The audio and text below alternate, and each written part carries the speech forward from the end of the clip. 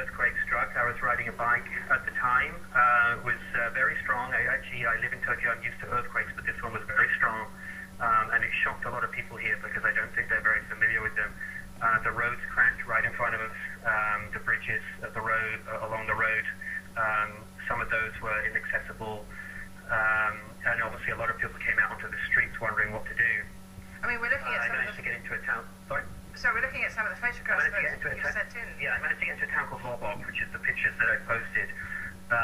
Lobok has a grand old church built in the 16th century, which is absolutely devastated now. The whole center of it collapsed, facades on both ends have collapsed, so it was obviously a pretty strong earthquake to do that kind of damage. But the lucky thing is, it's a holiday here today, I guess, and it happened at a time when there was nobody in the church, so there were no casualties. The mayor of the town came out and has set up temporary white tents in front of the church for people to rest in. A lot of the buildings in the area are obviously damaged and not safe to be in right now. So the people are gathering quite calmly, I must say, under the white tents in front of the church. And what are the aftershocks like?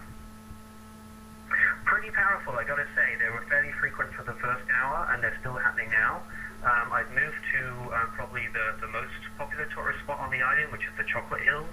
On top of this, you can really feel the aftershocks. There should be a tower on top of this. The Leaning Tower of Bohol, that's collapsed, and all the buildings here, the hotels and so on, are collapsed. So the tourist police are here warning people not to come. Do the authorities look as though that they have the situation well in hand as much as they can after an earthquake and several aftershocks? They certainly do, actually. As I said, I'm surprised and pleased to see how calm people are going about things. I know some people are struggling to contact their relatives in the smaller towns inland, so I guess communication lines down. But yeah, it does seem to be that they're dealing with it quite well so far. And what advice have you been given, and tourists like yourselves, for the rest of the day?